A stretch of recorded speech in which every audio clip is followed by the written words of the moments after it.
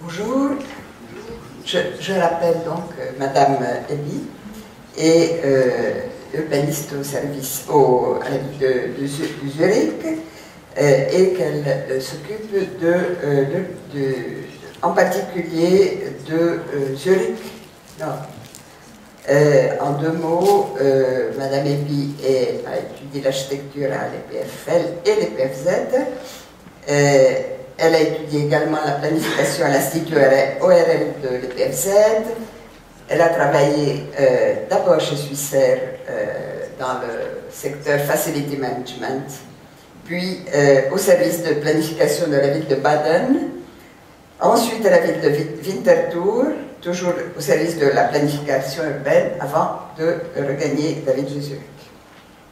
Merci. Le français n'étant pas ma langue maternelle, je vous prie de m'excuser des quelques fautes linguistiques. Mesdames, Messieurs, merci beaucoup pour l'invitation à cette conférence.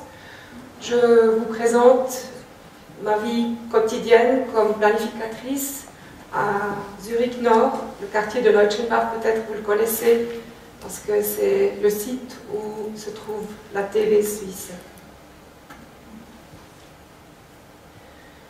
Ma conférence est divisée en 4 parties. Donc d'abord, je vous parle du développement de la ville de Zurich pour vous donner le contexte spatial.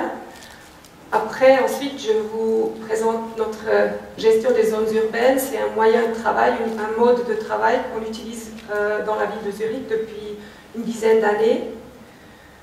Puis je passe à l'exemple de la zone urbaine de Leutschenbach, donc le Entwicklungsgebiet de Leutschenbach, et finalement, je termine avec la planification de test de Leutschenbach-Mitte en 2009 et 2010 et les lignes directrices, le Leitbild qu'on en a déduit. J'aime beaucoup cette photo parce qu'elle vous montre la topographie très favorisée, très belle de la ville de Zurich. Elle se trouve à l'issue, à la sortie de la limite du lac de Zurich.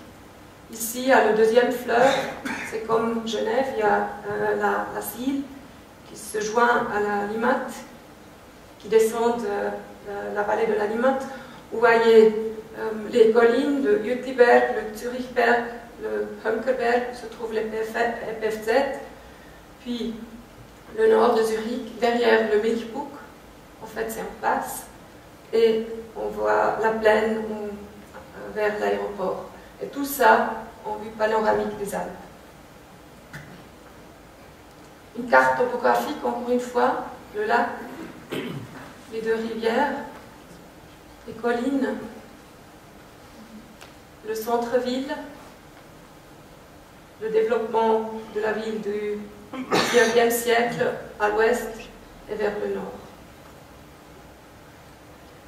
Vous voyez sur cette carte la ville de Zurich dans l'année 1825.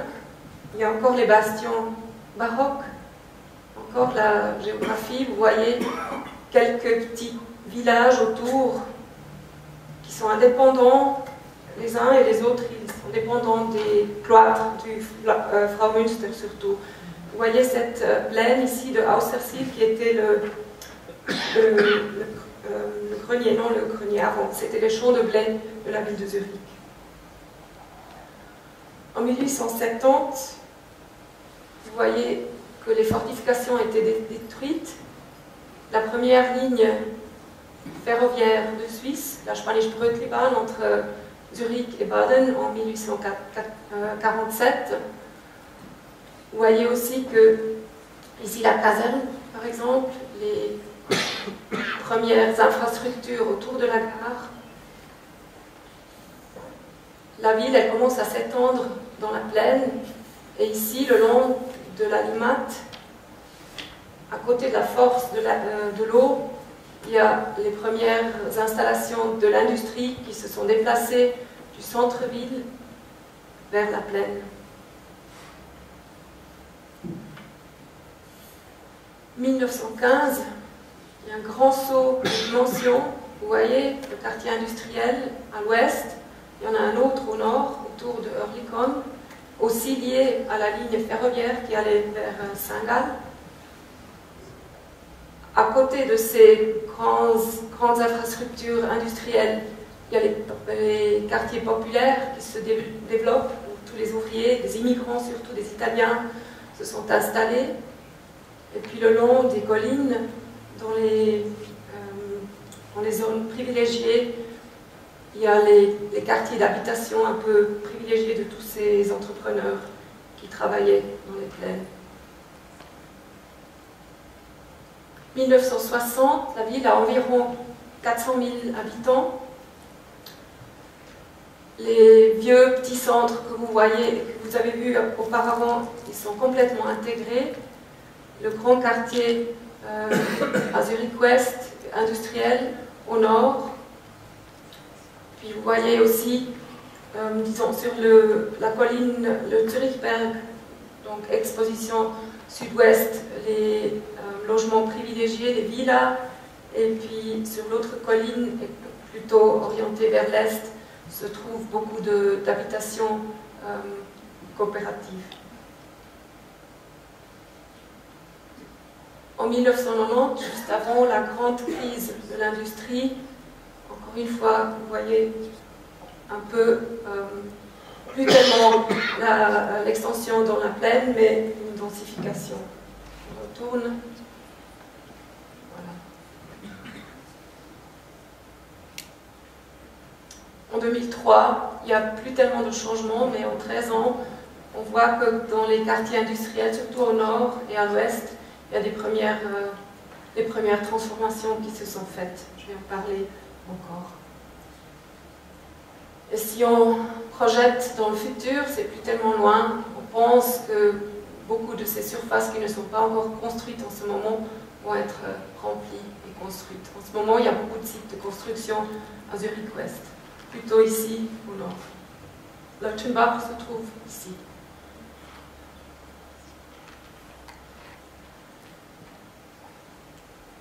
On a entendu de la coopération entre communes. Je vous montre cette carte parce que je la trouve intéressante. C'est une carte qui ne montre pas les frontières des communes, mais qui montre les zones de travail dans Zurich et aux alentours de Zurich. Vous voyez encore le centre-ville, ouest, dont j'ai parlé avant, dans le quartier traditionnel industriel, dans la vallée de la Limmat, qui continue sur Schlieren-Dietikon jusqu'à Baden. C'est donc une grande zone de travail continue. Et il y a un deuxième axe au nord, entre l'aéroport, qui se trouve à toute proximité, à 10 minutes de la gare de Oerlikon, puis Oerlikon, et qui continue jusqu'à Uster. Donc, il y a ces deux grands axes de développement qui sont surtout pour beaucoup de places de travail au nord et à l'ouest. Et Leutschenbach encore se trouve là au milieu. Une carte qui montre plus ou moins la même chose, mais un peu plus précisément l'ouest et le nord, les grandes aires de développement. Et ce qu'on voit ici aussi, ce sont les grandes lignes d'infrastructure. C'est la Durchmesserlinie. Je ne sais pas si vous savez qu'en dessous de la gare de Zurich, il y a un grand site de construction qui doit relier la gare centrale à la gare de Oerlikon sans devoir retourner en arrière, parce que jusqu'à présent, la gare de Zurich est une gare en cul-de-sac. Sauf pour la S-Bahn, mais la gare CFF est en cul-de-sac. Et avec cette ligne, ce tunnel, il sera possible de traverser la gare centrale. Je crois que ça fait gagner à peu près 10 minutes. En même temps, on voit ici la Talbahn, qui est